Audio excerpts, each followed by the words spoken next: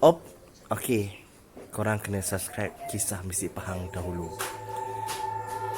Okey, siapa ingin datang di Gua Kota Kelangi bolehlah hubungi Pak Chat. Assalamualaikum, anda bersama dengan saya Riza daripada Kisah Mistik Pahang.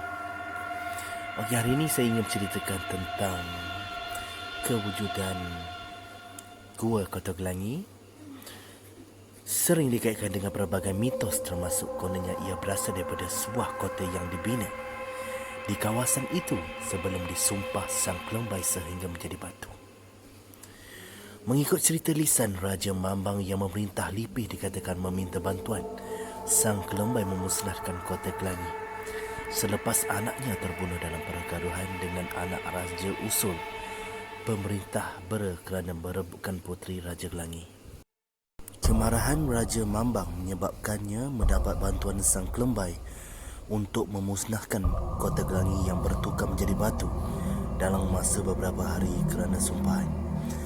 Namun lebih penting daripada cerita itu, kota Kelangi menyimpan satu rahsia yang belum dapat dirungkai sehingga kini, iaitu dipercayai adalah lokasi perkembangan Kesultanan Melayu selepas kerajaan Melaka runtuh berikutnya serangan Portugis.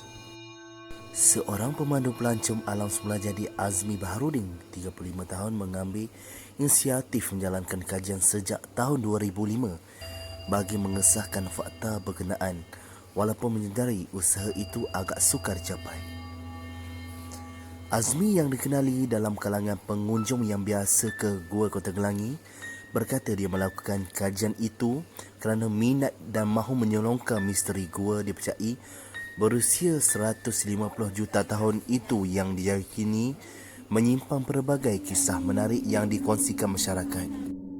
Ada macam-macam cerita kita dengar dahulu ketika Pahang masih lagi dikenali sebagai Indrapura.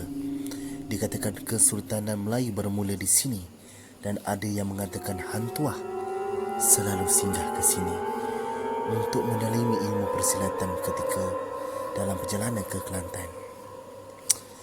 Ikut cerita yang saya perolehi, kesan-kesan kota di Gua tidak nampak jelas sangat, tetapi memang ada hubung kait dengan Kesultanan Melayu Melaka. Namun cerita itu terputus. Ada juga dikatakan asal-usul raja-raja dulu bermula di Gua Kota Kelangi sebelum dipecahkan ke negeri lain.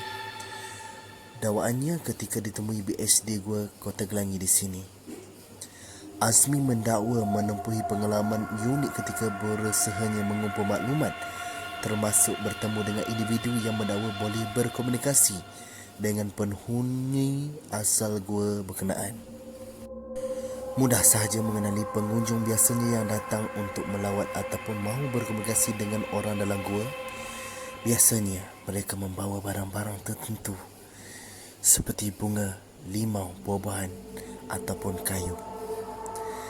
Saya ambil kesempatan bertemu dengan mereka yang mendakwa mempunyai keistimewaan berkenaan dengan mendengar banyak cerita lain yang tidak pernah didengar sambil mengetahui identiti makhluk dan berkomunikasi dengan alam gaib. Saya difahamkan ada pengunjung yang datang berbual-bual dengan penghuni asal Gua Kota Kelangi. Ada nama Syekh, Imam dan banyak lagi dakwaannya. Ini menunjukkan besar benar dahulunya adalah kota ataupun kehidupan di gua ini sebelum ia dikatakan gaib, katanya. Azmi juga tidak pernah putus asa dalam menyiapkan kajian berkenaan dan pekerjaannya sebagai pemandu pelancong alam semula jadi menyediakan bahagian relasi di Felda Research tekan memberinya peluang berbuat demikian. Usaha ini memang sukar kalau semakin berlanjutan kerana orang lama yang boleh menceritakan kisah Gua Kota Kelangi pun sudah tidak ada. Saya perlu cari dan tunggu peluang kalau ada yang datang ke sini. Tetapi saya tidak pernah putus asa. Kalau bukan sekarang, bila lagi kita hendak siapkan untuk diketahui generasi masa hadapan, katanya. Gua Kota Kelangi terletak kira-kira 30 km daripada Jerantuk dan ia sering dikunjungi pelancong dalam dan luar negeri yang cintakan kedamaian ketenangan serta keindahan alam semula jadi. Asal usul nama Gelangi berasal daripada perkataan Siam iaitu Klang Kiau ataupun Gelang Giau. Melihatkan struktur batu batamnya, Gua Kota Gelangi mungkin pernah menjadi perkampungan, terutama kedudukannya berhampiran dengan Sungai Gelangi yang dipercayai menjadi jalan perhubungan masa lampau. Dalam Gua Kota Gelangi terdapat 7 gua yang dahulunya kota, iaitu Kota Tongkat, Kota Gelap, Kota Angin, Kota Balai, Kota Rihut, Kota Jin dan Kota Kepayang yang membawa masuk negeri-negeri berada di bawah Kota Gelangi pada zaman dahulu. Pahlawan Melayu Pahang, Mak Kilau dan Tok Gajah juga dikatakan berlindung dan bertapa dalam Gua Kota Gelangi.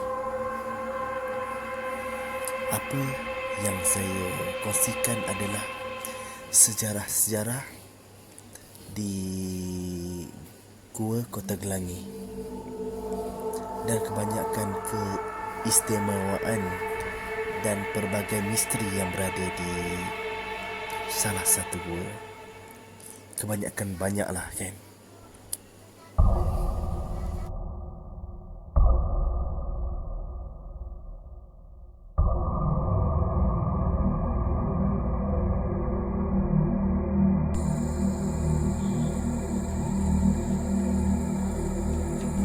Okey, semasa ini saya ingin menaiki gua untuk naik ke atas, tetapinya saya tidak boleh keseorangan di atas kerana risikonya amat tinggi. Jadi saya merekodkan di tepi-tepi sahaja untuk kita melihatkan keindahan Gua Kota Gelangi. Yang mana yang ingin ke Gua Kota Gelangi, saya ada save number di dalam video ini. Bolehlah call Pak Chat. Dia adalah penjaga di situ. Yang mana yang nak datang daripada jauh, bolehlah anda call dulu nombor yang ada di video saya ini.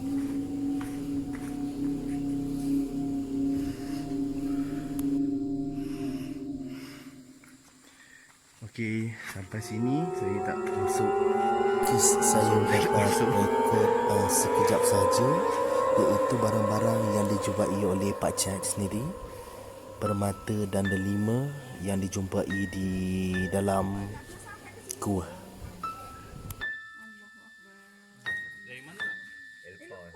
Mungkin macam kita tidak percaya apa yang penjaga gua ni dapat di dalam gua. Dan ini adalah separuh daripada harta di dalam gua di kota Gua Gelangi.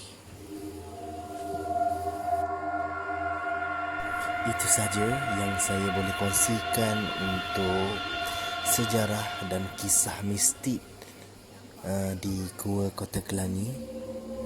Kalau nak katakan pelbagai mistik yang pernah berlaku di sini, saya pun ada dengar-dengar jugalah kan.